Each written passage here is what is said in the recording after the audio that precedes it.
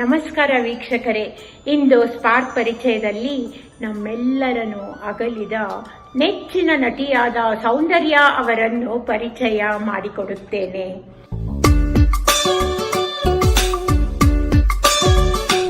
ಬಾಲ್ಯದ ಹೆಸರು ಸೌಮ್ಯ.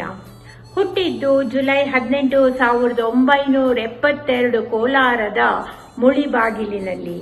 ಚಿತ್ರ ನಿರ್ಮಾಪಕರು ಮತ್ತು ಲೇಖಕರಾಗಿದ್ದ ಸತ್ಯನಾರಾಯಣ್ ಅವರು ಅವರ ತಂದೆ.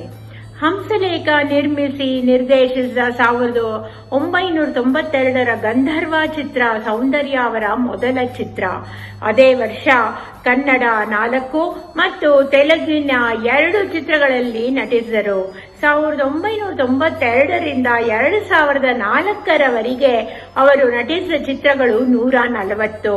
ಸುಮಾರು 20ಕ್ಕೂ ಹೆಚ್ಚು ಕನ್ನಡ ಚಿತ್ರಗಳಲ್ಲಿ ಅಭಿನಯಿಸಿದ ಸೌಂದರ್ಯ ರವಿಚಂದ್ರನ್ ನಿರ್ದೇಶಿಸಿದ ಸಿಪಾಯಿ, ಪಿ. ವಾಸು ನಿರ್ಮಿಸಿದ ಆಪ್ತಮಿತ್ರ ಚಿತ್ರಗಳ ನಟನೆಗೆ ಮೆಚ್ಚುಗೆ ಗಳಿಸಿದರು.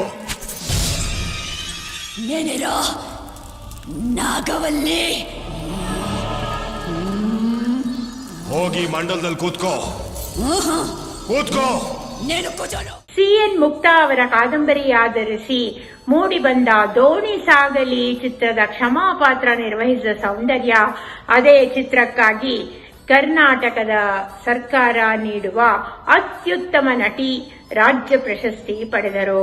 2002ರಲ್ಲಿ ದ್ವೀಪ ನಿರ್ಮಾಣ ಮಾಡಿದ ಸೌಂದರ್ಯ ರಾಷ್ಟ್ರೀಯ ಸ್ವರ್ಣ ಕಮಲ ಪ್ರಶಸ್ತಿ ಪಡೆದರು.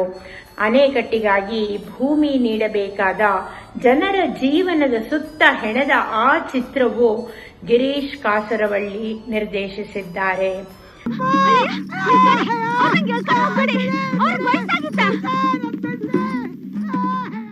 ತೆಲುಗು ಚಿತ್ರದ ಆಧುನಿಕ ಸಾವಿತ್ರಿ ಎಂದು ಹೆಸರು ಪಡೆದ ತಮ್ಮ ವೃತ್ತಿ ಜೀವನದ ಹೆಚ್ಚು ಚಿತ್ರಗಳನ್ನು ತೆಲುಗುವಿನಲ್ಲಿ ಅಭಿನಯಿಸಿದ್ದಾರೆ.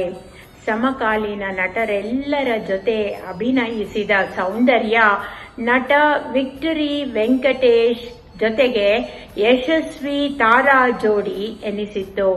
ಅವರು ನಟಿಸಿದ 140 ಚಿತ್ರಗಳಲ್ಲಿ 80 ಚಿತ್ರಗಳು ತೆಲುಗುವಿನವೇ ಆಗಿವೆ. ಇತರ ಭಾಷೆಗಳಲ್ಲಿ ಅಂದರೆ ತೆಲುಗು, ಕನ್ನಡ ಬಳಿಕ ಸೌಂದರ್ಯ ನಟಿಸಿದ ಹೆಚ್ಚು ಚಿತ್ರಗಳು ತಮಿಳಿನವು. ರಜನಿಕಾಂತ್ ಮುಂತಾದ ನಟರ ಜೊತೆ ನಟಿಸಿದ ಸೌಂದರ್ಯ ಮಲಯಾಳಂ ಭಾಷೆಯಲ್ಲೂ ನಟಿಸಿದ್ದಾರೆ. ಹಿಂದಿಯಲ್ಲಿ ಅಮಿತಾಬ್ ಬಚ್ಚನ್ ರ ಜೊತೆ ಸೂರ್ಯವಂಶ ಚಿತ್ರದಲ್ಲಿ ನಟಿಸಿದ್ದಾರೆ.